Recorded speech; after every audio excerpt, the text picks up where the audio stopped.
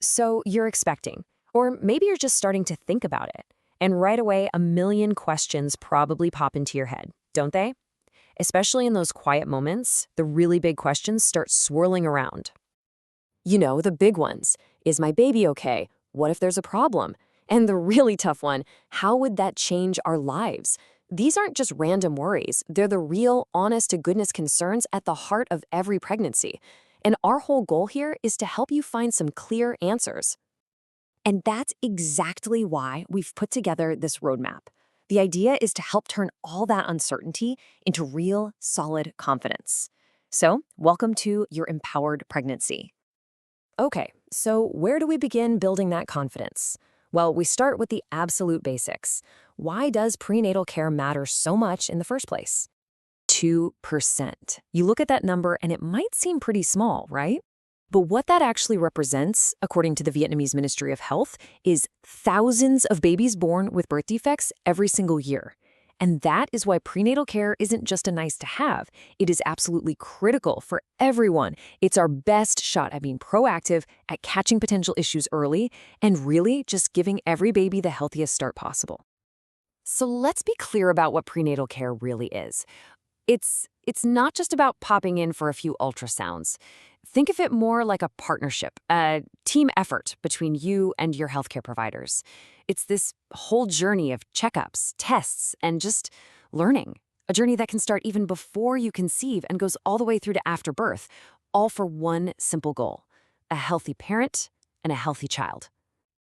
Now, that partnership really kicks off with understanding your own unique situation. Because look, the best healthcare plan is never one size fits all. It has to be personal, which means we got to start by looking at any potential risk factors. Okay, when you see a list like this, it's easy to feel a little anxious. But I want you to reframe this. This is not a scary checklist. Think of it as a list of conversation starters for you and your doctor. Things like your age, your family history, even where you work.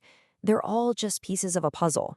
Your doctor uses these pieces to build a care plan that's made just for you. All right, so once you've had that conversation, you can start to really map out the journey ahead. And this is the heart of what we're talking about today: your pregnancy health roadmap. Let's actually walk through what those 9 months of care typically look like. Okay, so this timeline breaks it down really nicely.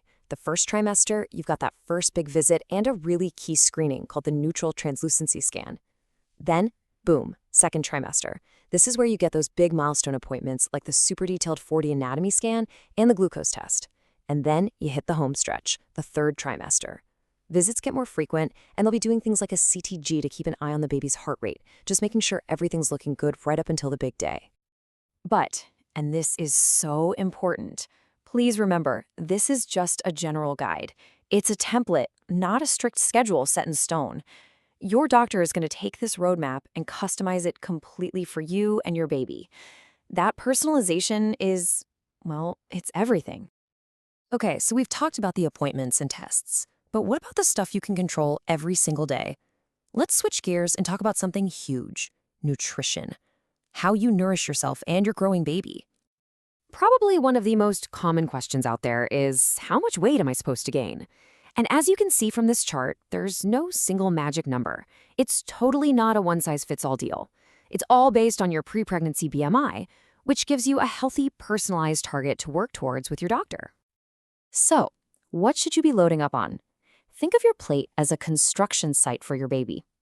Folic acid is like the superstar architect for the baby's brain and spine, so pile on those leafy greens. Calcium is the foundation, building strong bones, so things like fish and eggs are fantastic. And of course, you need your iron and vitamins B and D to keep the whole project running smoothly. And then there's the other side of the coin: what you need to keep off your plate. We're talking about substances called teratogens, which can be really harmful to a developing baby. Things like alcohol, nicotine, even too much caffeine, they can cause serious problems. Honestly, steering clear of these is one of the single most powerful things you can do for your baby's health. All right, this brings us to our last section, and honestly, this one might be the most important of all. We have to talk about medication. This quote right here is fascinating, and it points to something crucial: timing. For the first couple of weeks, any harmful exposure is kind of all or nothing.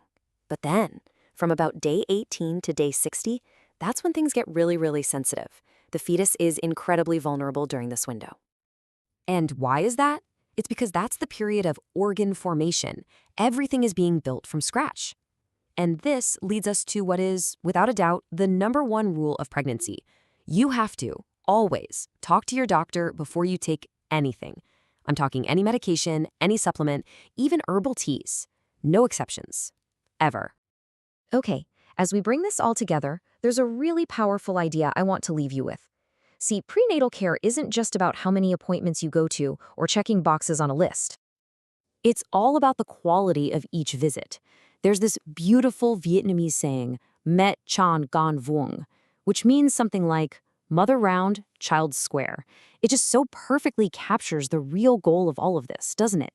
A healthy, safe mother and a healthy, strong baby. That's what success looks like. So, now you have the roadmap. Hopefully, the path forward feels a little bit clearer. The only real question left is, what are you going to do with it? Now that you have this information, what's the first question you're going to ask your doctor at your next visit?